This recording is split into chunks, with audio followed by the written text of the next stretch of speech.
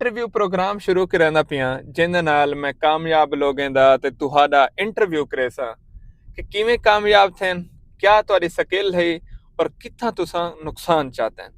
ਤੁਹਾਡੇ ਕਨੇ ਫਾਇਦੇ ਦੇ ਗੋਰੀ ਪੁੱਛਣੇ, ਨੁਕਸਾਨ ਦੇ ਗੋਰੀ ਪੁੱਛਣੇ, ਤਾकि ਦੇਖਣ ਵਾਲਿਆਂ ਕੋ ਫਾਇਦਾ ਥੇਵੇ ਕਿ ਬਿਜ਼ਨਸ ਕਿਵੇਂ ਕਰਿੰਦੇ, ਐਂਟਰਪ੍ਰੈਨਿਓਰ ਕਿਵੇਂ ਬਣਿੰਦੇ, ਕਾਮਯਾਬ ਕਿਵੇਂ ਥਿੰਦੇ। ਇਹ ਸਾਰੀਆਂ ਚੀਜ਼ਾਂ ਤੁਹਾਨੂੰ ਮੈਂ ਸਿੱਖੇ ਸਾਂ ਕਿਹਦੇ ਨਾਲ? ਇੰਟਰਵਿਊ ਪ੍ਰੋਗਰਾਮ ਦੇ ਨਾਲ।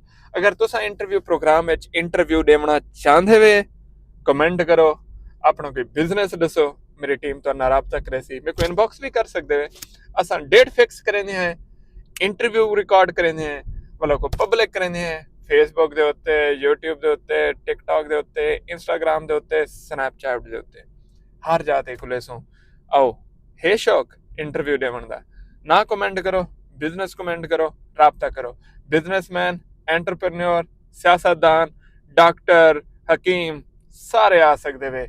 ਇੱਕ ਖੁੱਲਾ ਓਪਨ ਤੇ ਬੇਬਾਕ ਇੰਟਰਵਿਊ ਹੋ ਸੀ ਔਰ ਇਨਸ਼ਾਅੱਲਾ ਸਿਰਫ ਔਰ ਸਿਰਫ ਮੇਰੇ ਨਾਲ ਹੋ ਸੀ। ਬਸਦੇ ਰਹੋ, ਵੀਡੀਓ को ਸ਼ੇਅਰ ਵੀ ਕਰੋ, ਇੰਟਰਵਿਊ ਦੀ ਤਿਆਰੀ ਵੀ ਕਰੋ, ਦੇਖਣ ਦੀ ਵੀ, ਰਿਕਾਰਡ ਕਰਵਾਉਣ ਦੀ ਵੀ।